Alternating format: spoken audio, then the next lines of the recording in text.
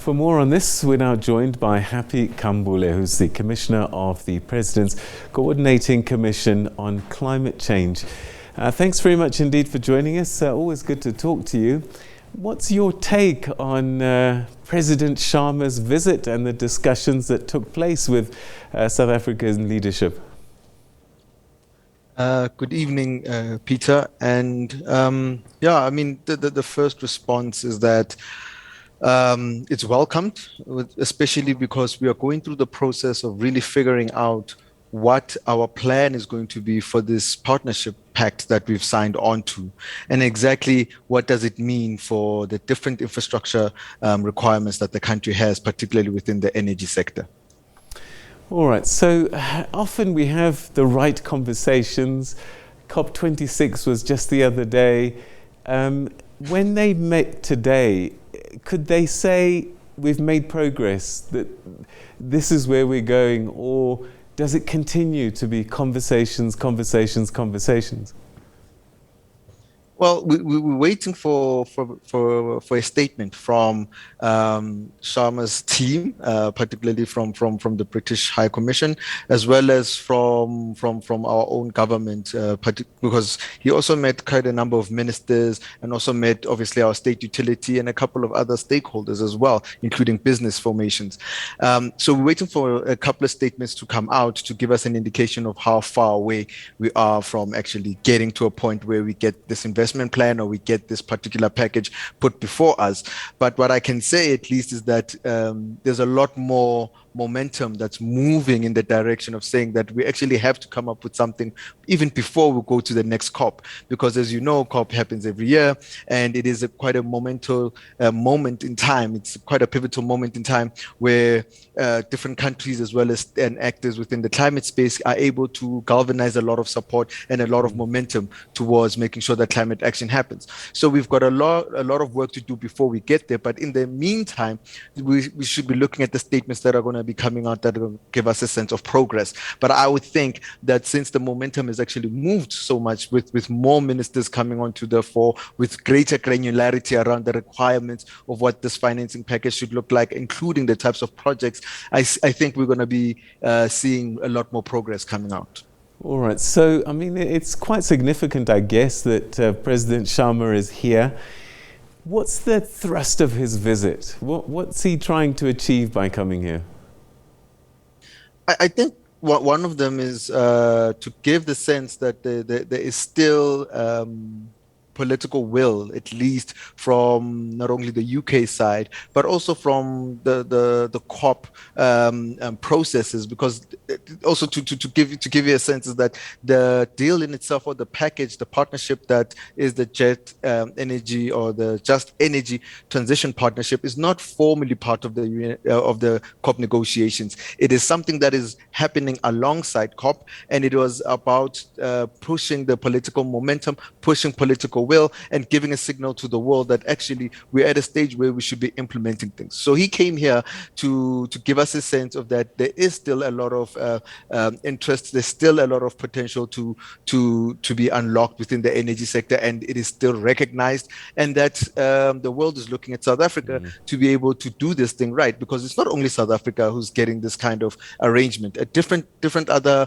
countries from other regions of the world are also going to be doing something similar, whether it's around their coal or around their forests or around any of the natural resources which give a large amount of greenhouse gases. So he's here to give a signal that it's time to act and there is political will. But then also on the other side is to hear from our side as South Africa to say, well, this is where we are and this is what we want to do. Tell us a little bit more about this 29.4 million rand in further assistance, funding, technical assistance. It all sounds very kind of technical for us lay people. What's the money for? What's it going to do?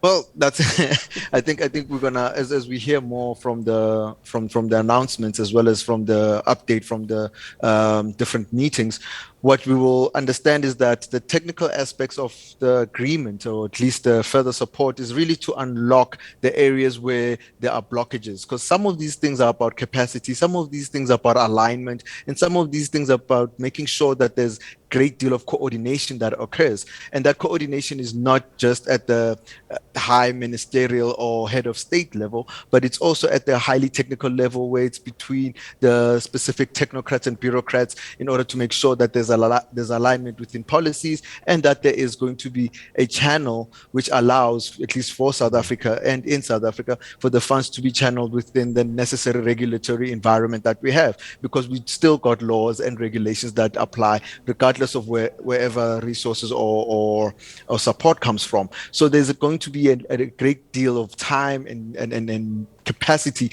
that is required to make sure that there's alignment and coordination at the right levels. And that's what it will be able to unlock. All right. We use these terms a lot, and sometimes we don't spend enough time explaining it to our viewers. Just energy transition. Just give us a couple of lines of what that means, so that we're all on the same page. So the just energy transition means that, well, at least in our case, we're in a situation where the world is moving away from fossil fuels, particularly from coal, because it is one of the most potent producers of carbon dioxide or carbon dioxide equivalents or greenhouse gases, the things that cause the thing called global warming, which leads to climate change. And because the world is moving away from having a predominantly coal and greenhouse gas intensive energy system and economies, we are undertaking a process where, as we do that, we need to ensure that the developmental gains that we've achieved up to now are not lost in the midst of us transitioning. We're able to protect those who are highly vulnerable to the transition, because when we move away from coal, moving towards, let's say, renewables like solar and wind, or any other version of hydrogen, there's a change in the manner in which the economies and the sectors that support those that support those particular technologies. So there's going to be a shift. So we're not going to be mining coal as much as we do in order to satisfy electricity generation. Yes, we'll still be mining something, but that's going to be different. We'll still be producing electricity, but it's going to be in a different context, and it's going to require different skills and different kinds of sectors to be designed and to be established. So in all of that, we can't leave workers behind, and we can't also overlook the fact that we are in a country that has high unemployment, inequality, and poverty. And in order for us to make sure that the transition is going to be the right transition and we're going to be in a better place, we need to take care of the justice element. And that's the point of the just energy transition, because you can have a transition in any regard, like we have in the telecommunication space or we have in our ICT space. But within the energy space, it's also just peculiar due to the fact that we've got high reserves of coal and in some cases gas.